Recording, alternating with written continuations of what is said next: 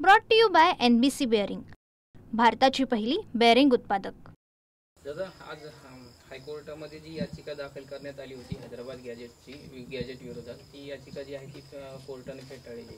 नाही, मी आत्ताच सांगितलं ना की बाबा आमचा न्यायदेवतेवरती विश्वास आहे। न्यायदेवता गोरगरिबांच्या बाजूने कधी पण उभा राहते। शेवटी देशाला राज्यात गोरगरिबांचा शेवटचा आधार जर कोण असेल सरकार नसल्याच्या नंतर तर ते न्यायदेवता आहे। न्यायदेवता मराठ्यांना जनतेला न्याय देणार। काही वाईट नीतीचे लोक असतात की त्यांना गोरगरिबांच्या पोरांचं कल्याण होऊ नये असं वाटत असतं, त्यामुळे त्यांचं पाऊल ते हमेशा मराठ्यांच्या विरोधात उचलतात। आता काय फरक नाही पडणार। न्यायदेवता आमच्या बाजूने आहे, गरिबाच्या बाजूने आहे, लोकशाही जिवंत आहे। आमचा न्यायदेवतेवर तो विश्वास आहे, त्यामुळे आम्ही काही टेन्शन घेत नाही। सगळं बरोबर होणार एवढंच सांगतो, फक्त सगळं बरोबर होणार। आज एका याचिकेवर सुनावणी झाली, अजूनही काही याचिका आहे त्याच्यावर सुनावणी होईल। सरकार त्यांची बाजू भक्कमपणे मांडेल असं तुम्हाला वाटतं? सरकारला त्यांची बाजू भक्कमपणे मांडावीच लागणार आहे, कारण जे आर त्यांनी काढला आहे सगळ्या नियमात काढला आहे आणि तो जे आर असा तसा नाही। बघा, हैदराबाद गॅजेटच्या महसुली नोंदी सरकारी दस्तऐवजावर तो जे आर काढलेला आहे, त्यामुळे इथं काहीच होऊ शकत नाही, काहीच होऊ शकत नाही त्याला। मराठे सगळे आरक्षणात जाणार। मी सगळं बरोबर करतो, दम्मानी चला, फक्त मला लय नाही बोलायचं। मी आज त्यासाठी प्रमाणपत्र बघायला कोणचे वाटप केलेत, काय केलंय, कसे केलेत, वाटप केलेल्या प्रमाणपत्रावरती उत्तर येईल ना, उत्तर येईल। मी विखे साहेबाशी बोलणार आहे, कोणचे वाटप केलेत, 2 प्रकारचे आहेत, आलं ना। हां, त्याच्यामुळं थोडं मला त्याच्यावरती चांगला विचार करायचा आता। हे काय, हे काय आणि हे काय। उद्या मी याच्यावरती बोलणार होतो, पण 2 दिवस आमच्याकडे बी आहेत ना काही तज्ज्ञ येतं, हे येतं, हे असं आहे, हे असं आहे। आता उद्याच्या ऐवजी रविवारी करू, 2 दिवस त्याच्यावरती चांगलं डोकं लावतो आम्ही। पण मी कालच सांगितलेलं धाराशिवला, मी बरोबर करतो। विखे पाटलांना प्रश्न विचारणार तुम्ही कसं आहे? नाही, आजच हां, काय राहिले काही पावसामुळे येताना नाही। तुम्ही साक्षीदार आहे, सकाळपासून मुसळधार धो पाऊस पडतो लोकांना, इकडे येता येणार, तिकडे जाता येणार। लातूरचे आले, नांदेडचे आलेत, बीडचे आले, काहीच्यांना आणखीन हिंगोलीचे येऊन गेले, धाराशिव, संभाजीनगर, अकोल्याचे पण येऊन गेले, अकोल्यांचं पण निघालं आहे, त्यांचेही प्रमाणपत्र निघालेत विदर्भातसुद्धा। त्यामुळं चालू आहे, व्यवस्थित चालू आहे। गैरसमज पसरवणारांनी दमदारा व्यवस्थित चालू आहे, व्यवस्थित चालू। काय व्यवस्थित चालू आहे ते मी रविवारी सांगतो। तोपर्यंत उद्या शुक्रवार शनिवार जर आमच्या तज्ज्ञाशी बोलतो। आमच्याकडे वकील आहेत ना, आमच्याकडे वकील आहेत, काही अभ्यासक बांधव आहेत बिचारे, त्यांनी आयुष्य घातलं त्याच्यात पूर्ण, ते येतं, त्यांना बोलून घेतो। उद्या आम्ही बसतो, उद्या चर्चा करतो त्याच्यावरती। म्हणजे आज जे प्रमाणपत्र बघितलेत मी, प्रकार शब्द वापरतो, त्या प्रकारावर चर्चा करतो ना। 2 प्रकार, 3 प्रकार, मग आमचे बांधव सांगते ना काय ओके, काय कसं आहे, काय आहे। मी बरोबर करतो, सगळं बरोबर करतो। हैदराबाद जी आर संदर्भात एक बैठक चालू आहे संभाजीनगर समोर, तिथं पण चर्चा करताय। हे चालू असतं, त्याचं काय असतं, त्याच्यावरती मला बोलायचंच नाही, काय चालू असतं आता त्याचं काय।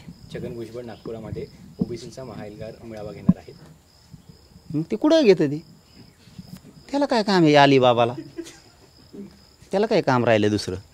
त्याला आता लवकर बेसन कर खायला जायचं। फडणवीस साहेबांनी चांगलं ओळखीला आता हे भांडण लावतोय ओबीसी मराठ्यात, आरक्षण सगळ्या दुनियाचं खातो आणि सगळं बोगस आरक्षण खातो। 28% लोकसंख्या दाखवली मंडल कमिशननं, 14% आरक्षण दिलं, 30% आरक्षण म्हणजे 16% बोगस आरक्षण खातो आहे। ही एक। दुसरं 50%च्या वर गेले 2% आरक्षण ते खातो आहे। ओबीसी, तिसरी गोष्ट, ओबीसीतल्या काही जाती SC STच्या योजना खात आहेत आरक्षण, म्हणजे SCच्या आणि STच्या पण जागा नोकरीतल्या आणि शिक्षणातल्या हडपिल्यात, हे पण आहे। अनेक प्रकार आहेत तिथं सुद्धा। आता काय असतं बघा, दुसऱ्याला विरोध करायला गेलं ना त्यांना वाटतं दुसऱ्याचं घर काचाचं आहे, पण तुमचंच असतं ते. आपलं काचाचं घर आहे हे ध्यानात ठेवा.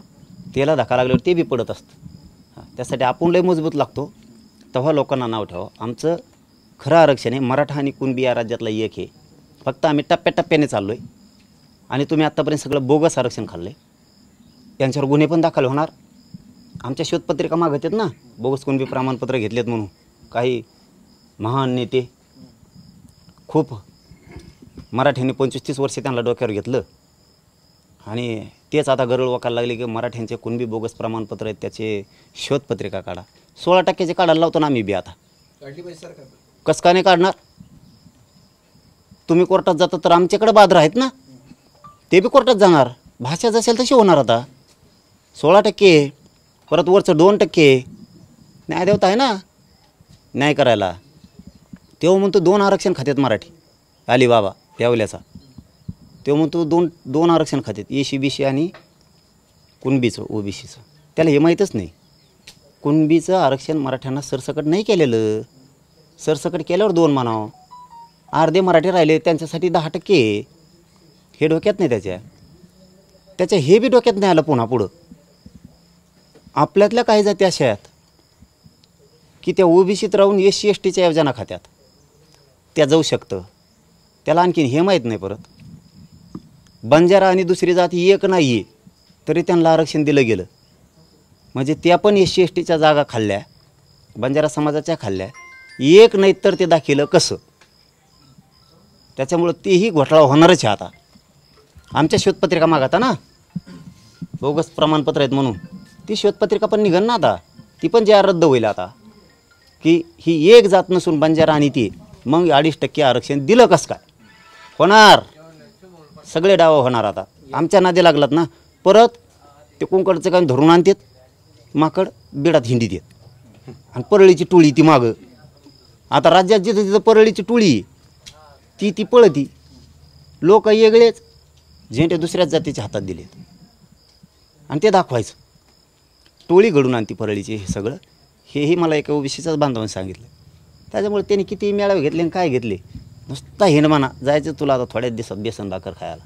ओके. तर याला एक लागून प्रश्न आहे की मंडल आयोग स्थापन करताना छगन भुजबळ असं म्हणाले की आम्ही तुमच्या पक्षामध्ये होतो, तुम्ही त्या वेळेला मंडल आयोगासाठी प्रयत्न केले असं उद्देशून शरद पवारांना म्हटले. मग आता आमचं OBCचं आरक्षण धोक्यात असताना तुम्ही का बरं बोलत नाहीत? शरद पवारांना का बोलत नाहीत? देवारा केला आणि त्यांचं तरी बोलायचं का? शिवसेना मोडली सगळी बाळासाहेब ठाकरे साहेबाची. जीव भाजी इकीत होता लोकांची चोरून, दुसऱ्याच्या गाड्यातल्या चोरून आणायचा आणि इकडे इकायचा. त्याला मंत्री आमदार केलं ना बाळासाहेब ठाकरे साहेबांनी. उपकारी सरला. त्यांची पुरी शिवसेना मोडली आणि त्यांनाच जेलमध्ये टाकलं. असे नियत येतोय. शरद पवार साहेबाची राष्ट्रवादी मोडली, इकडं पळाला अजितदादा संघ. ते चाचमा, त्याचा अलिबाबा कसा राईट दिसतोय. अलिबाबा 40 चोर घेऊन गेला. आता अजितदादाला मोडून टाकायला लागला. आता भाजपचा नंबर आहे. असा प्राणी येतो. असा केसळू प्राणी कुठंच भेटणार नाही. असा अलिबाबा लाभला त्यांना. तो सगळ्यांचा देवारा करीत आला. मात्र हे भाजपने वेळीच वेळ केलं देवेंद्र फडणवीस साहेबांनी की हे OBC मराठीचे वाद लावतो ना आपल्यावर दबाव आणतो, त्यांच्यावर दबाव आणतो. ब्लॅकमेल केल्यासारखं वागवतो त्यांचं.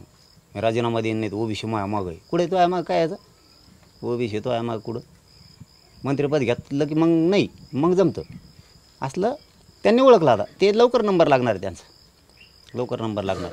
गोलमेज परिषदेबद्दल तुम्हाला काय वाटते? कारण मराठा क्रांती मोर्चा जे आहे ते गोलमेज परिषद घेते आणि आरक्षणावर मंथन करते. ज्याचा त्याचा विषय मी कोणावरच काही बोलत नाही. मी फक्त गरिबाचं काम करतो, गरिबासाठी लढतो, एवढाच माझा प्रश्न आहे. आम्ही गरीब नाही जमत, अवघड असतं. वेगळे वेगळे विचार आहेत. त्यामुळे माझं काय नाही. कुणी काही करा, समाज बघतो सगळं. कोण कोणासाठी करतो, कोण कोणासाठी करतो. मी समाजासाठी करतो, गरिबांसाठी लढतो, झुंजतो, मिळून बी देतो. आता मिळून दिलं, चुकलं बी काहीतरी पुन्हा दुरुस्त करून देणार आहे.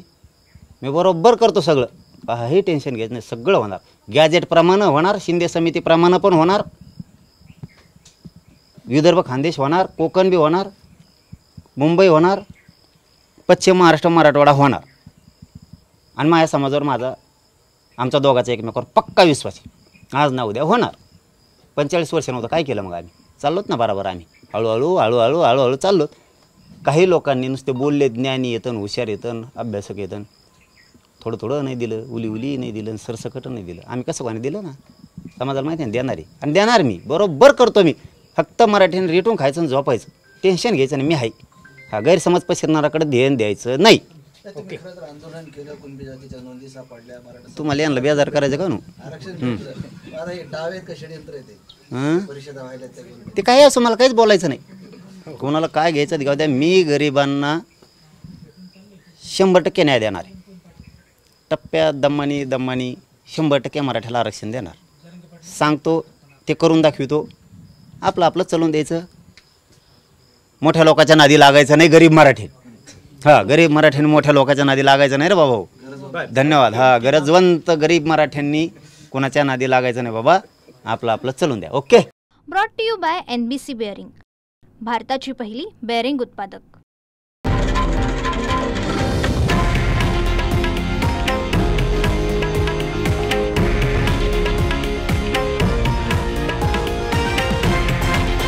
हे आहे देशातील नंबर 1 न्यूज नेटवर्क आणि आपण पाहत आहात TV9 मराठी, एकमेव.